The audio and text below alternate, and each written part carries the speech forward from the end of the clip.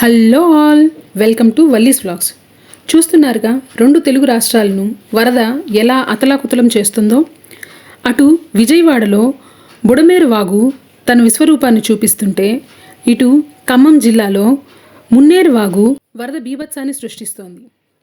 ఖమ్మంలోని ప్రకాష్ నగర్ పూర్తిగా వరద నీటితో మునిగిపోయింది. అక్కడి బ్రిడ్జ్ మీద అప్పటికే 9 మంది ప్రజలు చిక్కుకుపోవడంతో వారు ఎటూ కదలలేని పరిస్థితిలో ఆ బ్రిడ్జ్ పైనే ఉండిపోవాల్సి వచ్చింది. గజ ఈతగాళ్లు సైతం ఈ బ్రిడ్జ్ని చేరుకోలేని పరిస్థితి. కానీ ఆ 9 మంది తమ ప్రాణాన్ని కాపాడమని మొరపెట్టుకున్నారు. వారి దుస్థితిని చూసి చెలించిన ఓ వ్యక్తి ఎలాగైనా సరే వారిని కాపాడాలని ముందుకొచ్చాడు. అతనే మన జేసీబీ డ్రైవర్ సుబాన్ ఖాన్. ఇతను హర్యానాకు చెందిన వ్యక్తి, కానీ పొట్టకుటి కోసం మన తెలుగు రాష్ట్రాలకు వచ్చి జీవనం సాగిస్తున్నాడు. ఇతను ఎలాగైనా వరదలో చిక్కుకున్న 9 మందిని కాపాడాలని నిశ్చయించుకొని తన ప్రాణాన్ని సైతం లెక్క చేయకుండా తన జేసీబీ తోటి ప్రవాహానికి ఎదురేగి మరీ వెళ్ళాడు. కానీ 2 సార్లు తన ప్రయత్నం విఫలమైంది.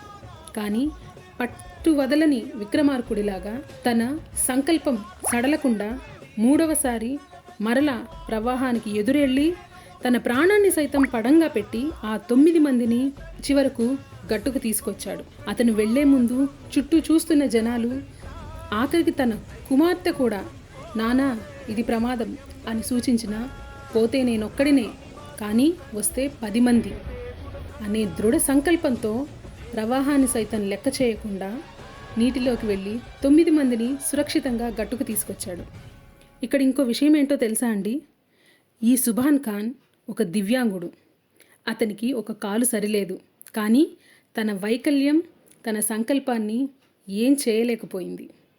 తన వైకల్యాన్ని సైతం పక్కకు పెట్టి 9 మంది ప్రాణాలను కాపాడిన రియల్ హీరో మన సుబాన్ ఖాన్ అండి. ఇలాంటి వాళ్ళు ఈ సమాజానికి చాలా అవసరం అండి.